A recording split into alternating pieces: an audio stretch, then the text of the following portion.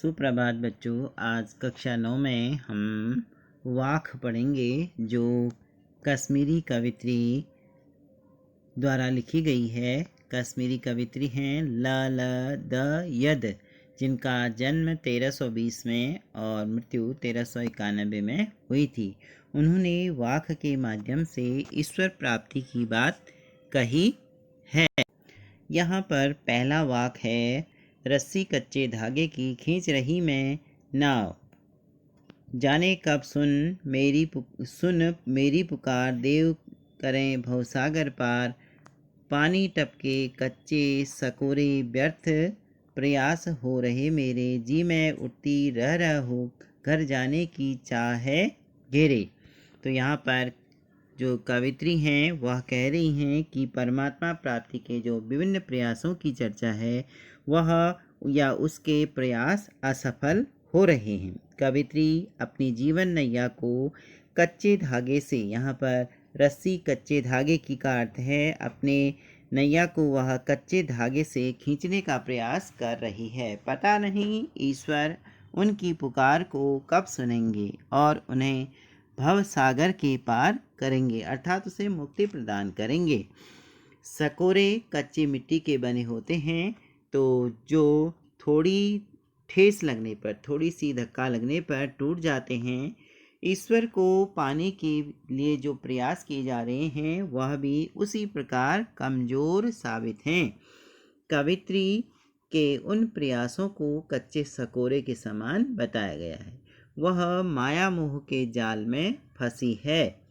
इस संसार में जो भी है वह माया मोह के जाल में फंसा रहता है। तो वह कवित्री बता रही हैं कि वह इस माया मोह के जाल में फंसी है। उसके प्रयास स्वाभाविक रूप से कमज़ोर हैं। वह क्षणभंगुर प्रयासों से ईश्वर को पाना चाहती है। क्षणभंगुर जो जल्दी टूट जाता है। सांसारिक प्रयास स्थायी नहीं होते, उनके सारे प्रयास बेकार सिद्ध हो रहे हैं। नासवान और कमज़ोर सहारे के बल पर ईश्वर प्राप्ति कैसे हो सकती है?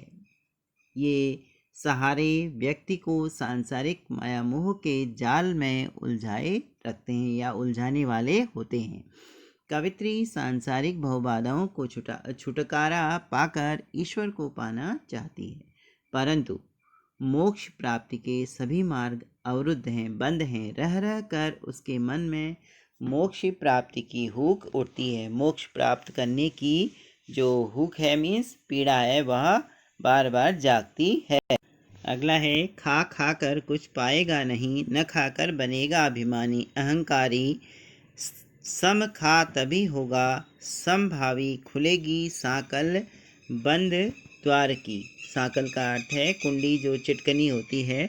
तो कवित्री बता रही हैं कि सांसारिक वस्तुएं खा खा कर, इस संसार की जो वस्तुएं हैं वह खा खा कर, अर्थात सुख सुविधाओं का उपयोग कर व्यक्ति को कुछ नहीं मिल पाएगा।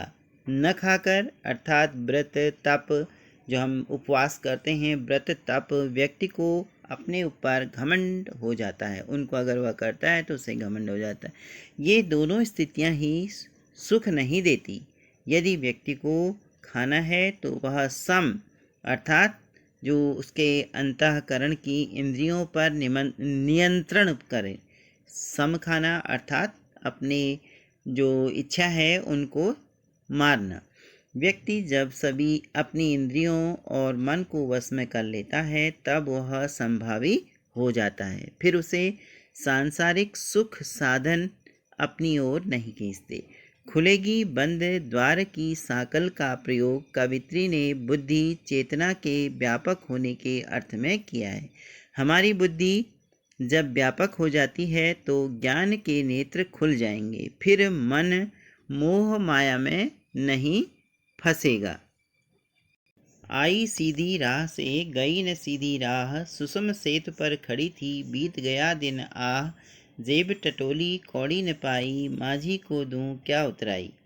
तो यहाँ पर फिर कवित्री ने सुषम सेतु अर्थात जो हमारे शरीर के अंदर इड़ा और पिंगला नाड़ियाँ होती है उससे मतलब है। तो वह कह रही है कि अवलोचन, जो आत्म का आलोचन, आत्मा को देखने की अभिव्यक्ति की है, उसका मत है कि सांसारिक बाधाओं को छुटकारा पाने से व्यक्ति द्वारा किए गए सत्कर्म ही मददगार होते हैं। उसने जो अच्छे कार्य किए होते हैं वही इस संसार से उसे भगवान प्राप्ति के लिए मददगार देते हैं। सत्कर्म ही उसे मदद करते हैं। मनुष्य जब तक संसार में आता है तो उसमें छल कपट के रास्ते विकसित होते हैं।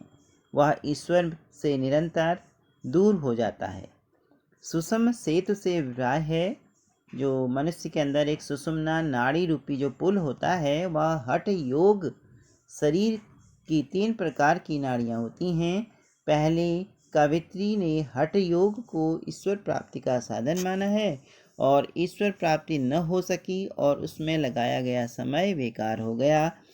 जेब टटोली कोड़ी न पाई। यहाँ पर इस पंक्ति का जो उन्होंने अर्थ दिया है वह है, मनुष्य जब आखिरी वक्त में कौड़ी न पाई उसे कुछ नहीं मिलता। कहने का अर्थ, जब मनुष्य आखिरी वक्त में अपने जीवन में किए गए कार्यों का लेखा जोखा अथवा मूल्यांकन करता है तो उनमें सत्कर्मों की संख्या न के बराबर होती है। जब वह अंतिम समय में होता है तो वह देखता है कि उसके सत्कर्मों की संख्या न के बराबर है। उसमें अमानवीय कर्मों की बहुलता होती है। वह अत्यधिक ऐसे कर्म उसने किए होते हैं जो अमानवीय होते हैं। उसने छल कपट अपने स्वार्थ के लिए, सिद्धि के लिए, यहाँ माझी का अर्थ ईश्वर से है तो वह कह रही है कि नाविक के समान जब वह इस संसार रूपी भवसागर को पार करती है तो नाविक को क्या उतराई दी, क्योंकि उसने जब देखा कि उसने अपने जीवन में कोई भी सत्कर्म नहीं किया है। मनुष्य के पास ईश्वर को देने के लिए कुछ भी नहीं है, क्योंकि वह हठ योग के चक्कर में पड़कर कुछ भी अर्जित नहीं कर पाती, इसलिए वह उस ईश्वर को कुछ नहीं दे पाती। इस वीडियो को ध्यानपूर्वक देखकर और इसे ध्यान से सुनें। कल हम इसका भाव आपको लिखाएंगे। धन्यवाद।